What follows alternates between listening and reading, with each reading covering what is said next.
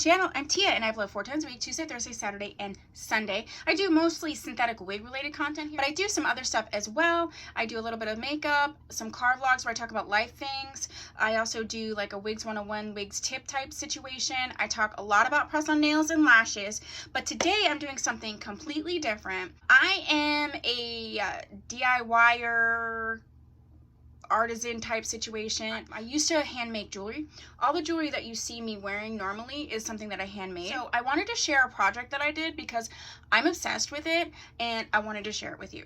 I did not get this technique myself. I will link the video that I copied in order to do this. I want to share this bag that I rehabbed. I scooped up this Louis Vuitton bag at an estate sale. Here are some original photos of what the bag looked like before I dyed it. I just happened to come across the video that I'm linking in the channel, and I'll put her channel name. I just happened to come across her video where she got the same exact bag. The bag was in perfect condition. It had some damage from not having enough air and things, but I absolutely love the bag. But I've had it for 2 or 3 years and I've not used it because it was noticeable damage, and so I just haven't used it. I just use it as a display piece. I saw that she did the same bag and that she dyed it and it looked amazing. I had to do it. This is the end result. I'm gonna add in the clips with a voiceover of exactly what I did, but I did follow her video. I'll put all the products down below. But this is how it looks. I dyed everything, the handles, the bottom. See, as you can see, I've been using it, but it's perfect in the inside, and it was that sort of seafoam green. I even dyed this black and shined up all of the gold metal pieces. So yeah, this is what she ended up looking like. I do have some photographs on my Instagram, but I'm so happy that I did this, and I am really pleased. So stay tuned for the clips and the voiceover of how I did it. Also check out the channel. I'm blanking on her name. I'm sorry. I'll put it on the screen. I'll link her. I gave her credit on my Instagram. I'm giving her credit now because I got it exactly from her. But I'm so happy with how it ended up. So yeah, if you like these types of video, please let me know. Put this down below. I do a ton of like projects.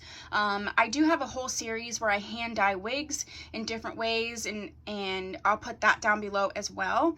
But I do a lot of this stuff. So if you'd like to see some of the stuff on my channel, go ahead and put that down below. So thank you so much for watching. If you haven't subscribed, please consider doing so. If you have, thank you so much for being one of my little doll babies. I will see you in my next video. Bye.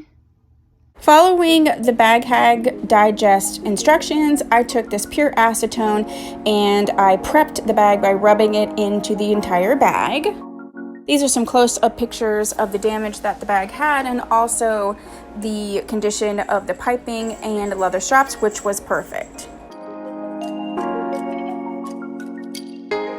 So for the first part of the dyeing process, I took this 5-inch leather dye in the color black, and I just used like an old double-ended makeup brush to apply.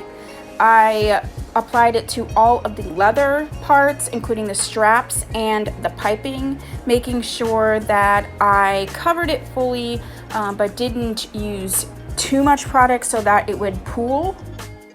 For the main body of the bag, I used that same leather dye, and it came with this dopper, so I used that to apply it in very long, even strokes, wiping off the excess dye in between coats. The Bag Hag video really goes into the different coats and what you should be doing in between. This is what it's looking like just after I applied the coats and had let it dry in between. It really is important to let the coats dry in between putting various coats. In her video, I believe she actually did it like one day and then she came back another day. This is something that I did over a weekend, but I did have to have time over multiple days to finish. Once you finish the main dyeing, it will end up being sort of a matte finish, so just keep that in mind. Then I moved on to dyeing the fabric of the zipper. I used Crafts for All dual tip fiber marker in the color black to get all along the zipper inside and out. Keep in mind that as I was running it back and forth on the zipper, it will color the zipper at first, but then it ends up wiping off later. To seal and finish the main part of the bag, I use this Fibings Black Resin protective acrylic finish for leather, and I did that all along the entire bag and the bottom. And the final step was to use Fibings Leather Sheen on all of the leather parts, which included the piping and the handles, and then it was complete and sealed. And then here are some final pictures of the bag after it was done. I absolutely love this bag. I carry it every day. Please go visit the Bag Hag Digest and give her some love. If you like this video, please hit the thumbs up and share. If you haven't subscribed, please do so. I'd appreciate having you here. And I will see you in my next video. Bye!